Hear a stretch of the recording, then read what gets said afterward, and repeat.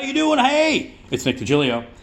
Continuing to tell you about horror movies, a horror movie a day for 31 days to celebrate Halloween throughout the entire month of October. This is number 15. It's October 15th, so it's horror movie number 15. I've been posting videos every day telling you about a different horror movie every day that you could watch as part of the festivities of Halloween, the celebration throughout the entire month.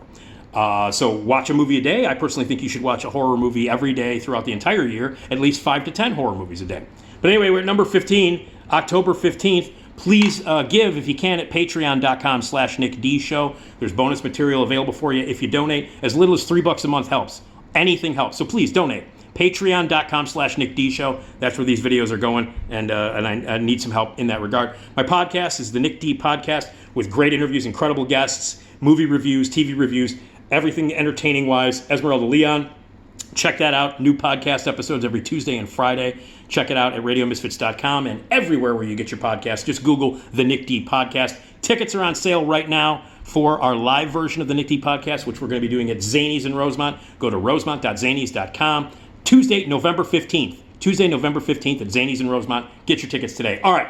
I have randomly grabbed a stack of movies, 31 of them to be precise. I grabbed them. Don't look, looking at them now. And randomly every day I'm grabbing one from the pile and from the stack to tell you about, to recommend. Here's October 15th one to grab here. Ooh, okay. Another sequel, Exorcist 3. Exorcist 3. George C. Scott, Brad Dourif, Nicole Williamson, Ed Flanders. Exorcist 3. Patrick Ewing, Fabio. Written and directed by William Peter Blatty, the original author of the book Exorcist and the screenplay of the original Exorcist. This is a great movie. This is a scary movie, scary as shit, actually, incredibly scary movie, and it is, I think, just as good as the original movie. Maybe the first one's, obviously it's legendary, it's a classic, but I think this is almost just as good as the original. It's a fucking really scary movie, a terrifying movie. The original title, which was based on the book that he wrote, was Legion. And in this package, by the way, this collector's edition Blu-ray, his cut, Legion, is here. And you should check it out. William Peter Blatty's version called Legion, with the original ending, with the extra scenes. It's all here in a rough cut because it never really got financed and finalized. But it's here. You can watch it in a rough cut version of the original version of the movie. It's called Legion. It's fucking great. It's great. But I love this movie. I love Exorcist 3. The last 10 minutes is when the studio said, "Hey, there's no exorcism in this movie," and there wasn't. You might want to throw an exorcism in. So the last 10 minutes of the movie was put in by the studio. And he threw in like this big crazy exorcism scene with all kinds of crazy effects, and George C. Scott stuck on a wall, and Nicole Williamson doing all kinds of crazy shit, and there's an actual exorcism in it, where the floor opens up and there's hell and all that shit. That was not in the original idea in the original cut, but it still works. Okay, so Exorcist 3. The lead in the movie is played by George C. Scott. It's Kinderman, Detective Kinderman, who's played by Lee J. Cobb in the original movie. And it is a sequel where the killer from the original film repossesses someone, and it's Jason Miller, Damian Karras, who dies at the end of the movie. But he's like in a mental institution, and the Zodiac killer has possessed him, and murders are starting to happen.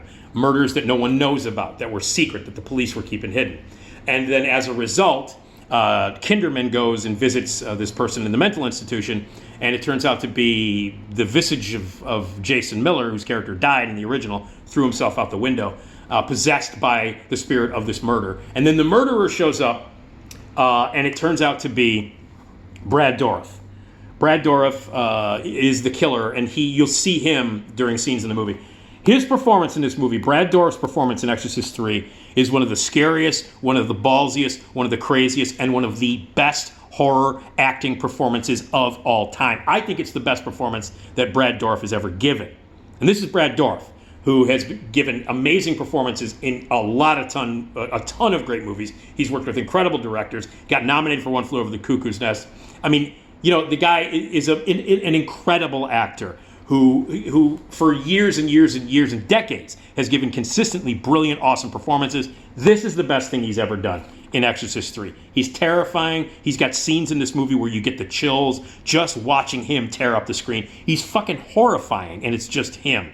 This is a creepy movie. It's the images are terrifying. There are great moments that were just single shots of things are cut together to create a great mood. Blatty is a terrific horror film director. He creates a sense of horror and dread throughout the entire movie. You are uneasy the entire time you watch this movie. You're kind of on edge. You don't know what's going to happen. There is a real sense of dread and unease in every frame of this movie. It's very suspenseful. It's very scary. Great acting. George C. Scott's fantastic in it. As I mentioned, Brad Dourif, career performance. Jason Miller, so great to see Jason Miller playing that role back on screen again. The stuff between Ed Flanders and George C. Scott, their friendship between the priest and the cop, awesome. There's really funny dialogue in it. It is weird. It is interesting. It is cerebral. And there's a lot of crazy, scary imagery and shots in it. And it has perhaps the greatest jump scare in the history of movies. If you've not seen Exorcist 3, seriously, maybe, I mean, right up there with Carrie, right up with the end of Carrie, and even more than that, maybe the greatest single fucking jump scare scene ever in the history of movies. Like a scene where you will fucking jump off the couch, you will jump out of your seat, you will yelp, you will scream. It's the best jump scare scene ever. It involves a hospital, it involves a nurse, it involves a guy in a white robe with a pair of hedge clippers. And if you've not seen the movie, just know that even if you know the setup of the scene, it'll still scare the shit out of you.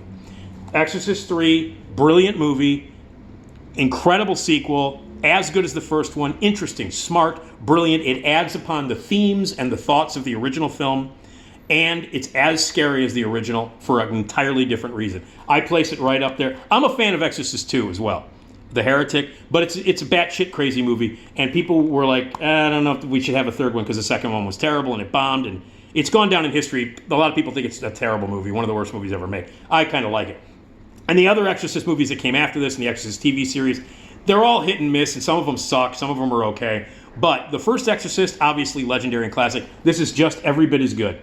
Exorcist 3 continues the brilliant and great ideas about theology and about life, about morality, about life and death, all kinds of stuff, and about the way humans behave and morals and all that kind of stuff. All those ideas are rich and thick in this movie. It's also creepy and scary with great performances and the greatest jump scare maybe ever in the history of movies. Exorcist 3.